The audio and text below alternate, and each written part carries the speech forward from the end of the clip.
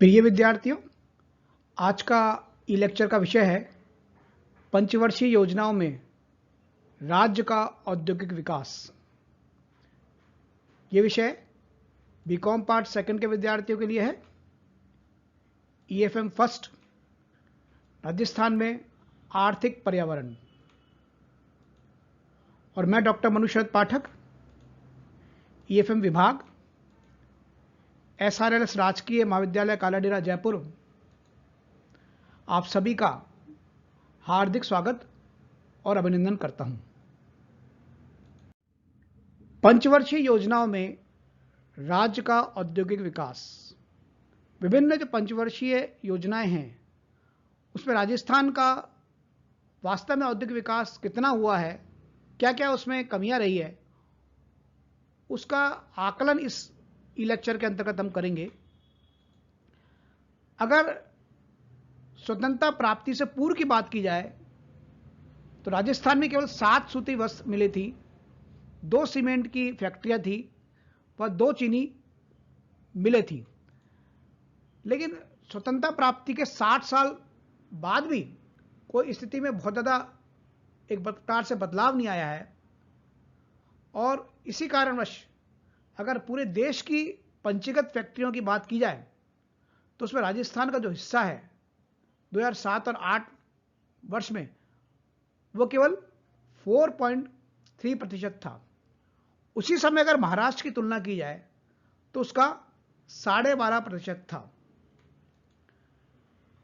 इसी प्रकार से विभिन्न फैक्ट्रियों में जो रोजगार की दृष्टिकोण से देखा जाए तो राजस्थान का समस्त भारत में सिर्फ अंश जो है 3.5% था, यानी 3.5% था, जबकि महाराष्ट्र का इसी जो वर्ष जो है वो 13% था।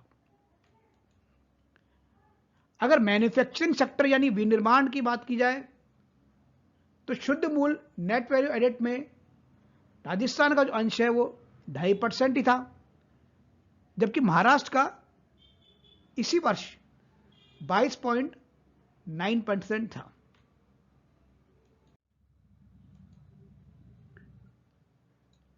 औद्योगिक विकास के लिए आवश्यकता है कि सबसे पहले बिजली व पानी का विकास हो।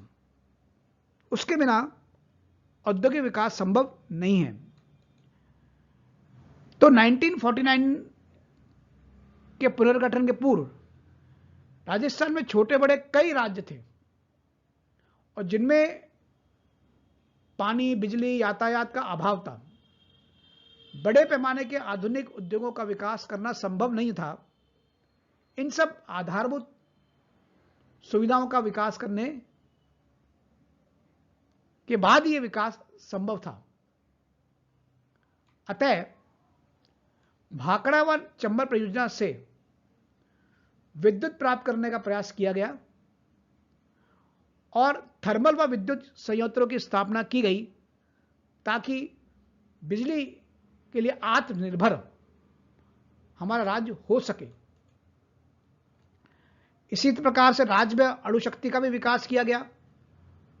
प्रथम योजना के प्रारंभ में अगर आंकड़ों की बात की जाए तो प्रस्तावित क्षमता 13 मेगावाट थी, जो कि 31 मार्च 2016 को बढ़कर 17,439.78 मेगावाट हो गई।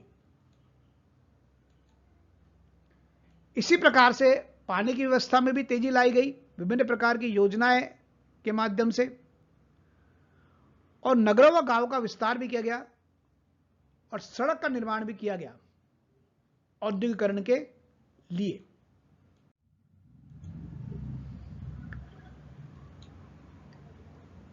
विभिन्न जो पंचवर्षीय योजना आई उसमें जो विकास के कार्य किए गए उसके कारण संख्या में वृद्धि हुई। अगर 1991 की बात की जाए तो राज्य में पंजीकृत कारखानों की जो संख्या केवल 240 थी और यह 2011 और 12 में बढ़कर 7,414 हो गई। इसी प्रकार अगर औद्योगिक क्षेत्र में काम करने वाले व्यक्तियों की बात की जाए तो उस समय शुरुआत में 18,000 थी, यानी 1951 में, जो इस वर्ष यानी 2011 और 12 में बढ़कर 4.52 लाख हो गई। राज्य की 50% से अधिक इकाइयां धातु पदार्थ, चमड़े के वस्तुएं एवं अत्यधिक खनिजों के उत्पादन में लगी हुई है। 2014-15 में जो लघु एवं कुटीर उद्योग की इकाइयां हैं उनकी संख्या 4.16 लाख थी और इन पर जो विनियोग किया गया वो 23,302.44 करोड़ रुपए का विनियोग किया गया था और लगभग इनसे 4.16 लाख व्यक्तियों को रोजगार उस समय मिला हुआ था।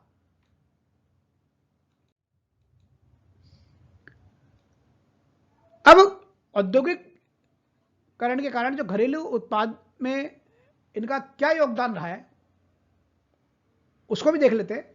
सन 1980-81 में ये योगदान 13.84% था, जो कि 1995-96 में बढ़कर 15.73% हो गया, अर्थात 2% की वृद्धि हुई इस पीरियड में। लेकिन क्या यह संतोषजनक है?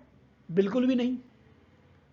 2016-17 में राज्य के शुद्ध घरेलू उत्पादन में औद्योगिक क्षेत्र का जो योगदान था वो 26.60% रहा।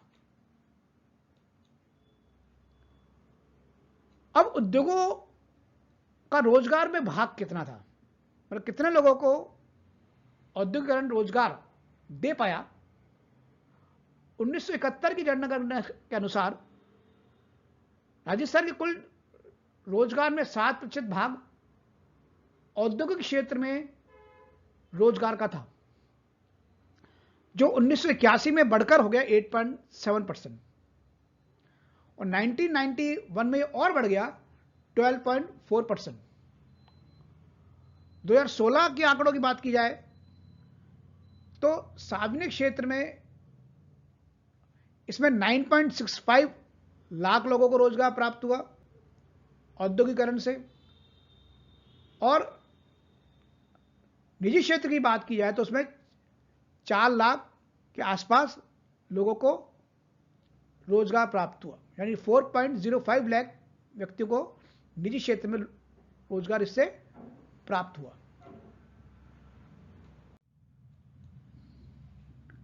इसी प्रकार से क्षेत्रीय असंतुलन भी हुआ है। एक तरफ औद्योगिक विकास हुआ है, क्योंकि विकास तभी संभव है सभी जिले जो हैं उनमें विकास हो। तो क्या ऐसा हो पाया? विकास की दृष्टि से विभिन्न क्षेत्रों में बहुत बड़ा अंतर आया। जहां राज्य के 10 जिले औद्योगिक दृष्टि से बहुत विकसित हुए, वहीं शेष 23 जिले इसमें पिछड़े गए। अगर 2011-12 के आंकड़ों की बात की जाए तो जिले जैसे जयपुर, जोधपुर, पाली, भीलवाड़ा, अजमेर, अलवर, उदयपुर, बीकानेर, हनुमानगढ़, गंगानगर, ये ऐसे 10 जिले थे जिनमें राज्य के कुल 84% फैक्ट्रियां थी तथा इन फैक्ट्रियों में 82.6% रोजगार इन फैक्ट्रियों में मिला। यानी कुल रोजगार का 82.6% जो है इन 10 जिलों से में जो फैक्ट्री में थी उनके द्वारा मिला। कुछ जिले जैसे चूरू, जालोर, जैसलमेर, झालावाड़, करौली, डूंगरपुर में फैक्ट्रियों की संख्या 10 से भी कम रही।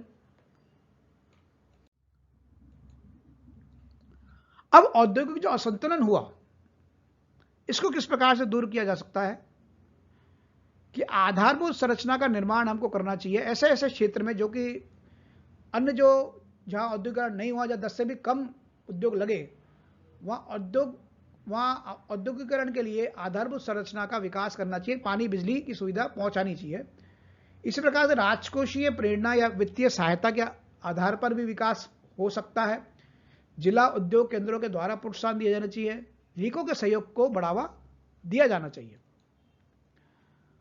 अब औद्योगिक विकास पर अगर व्यय की बात की जाए तो जहां प्रथम पंचवर्षीय योजना में औद्योगिक विकास पर केवल 46 लाख रुपए व्यय किए गए थे, जो कि कुल योजना व्यय का केवल 0.8% था, जबकि 11वीं योजना में इस पर 888.50 करोड़ व्यय किए गए, जो कुल व्यय का लगभग 0.9% था।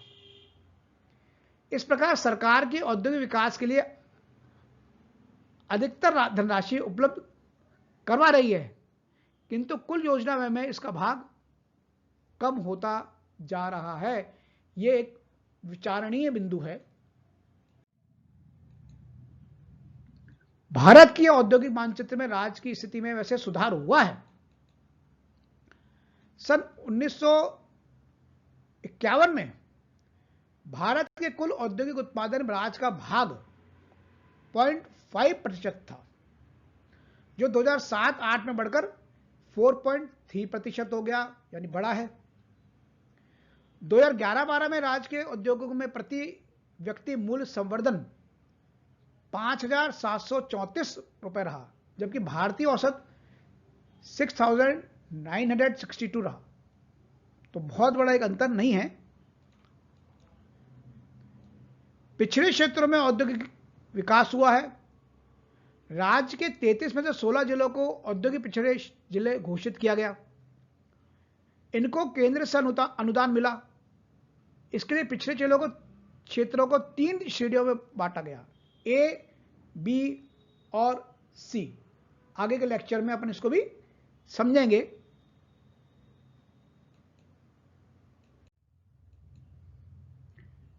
इसी प्रकार से स्वदेशी एवं बहुराष्ट्रीय कंपनियों में निवेश किया गया और इसको बढ़ाया गया।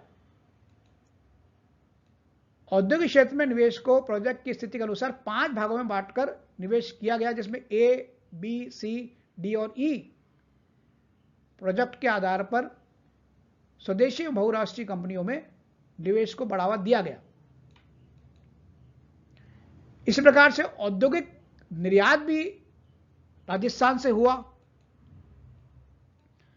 राज्य सहित तैयार वस्त्र, रत्न आभूषण, हैंडीक्राफ्ट, इमारती पत्थर, कपड़ा, कंप्यूटर सॉफ्टवेयर व जड़ी बूटी आधारित दवाइयों के निर्यात को निरंतर पंचवर्षीय योजना में बढ़ाया जा रहा है, इसके निर्यात को। तो आज हमने पंचवर्षीय योजना में राज्य का जो औद्योगिक विकास है उसको समझा। आपके लिए ये उपयोगी रहेगा, क्योंकि एक महत्वपूर्ण सवाल है और एग्जामिनेशन में कभी कभी ये सवाल पूछा जाता है कि राजस्थान में विभिन्न पंचवर्षीय योजना में औद्योगिक विकास को समझाइए, इस पर लेख लिखिए। धन्यवाद ई लेक्चर देखने के लिए।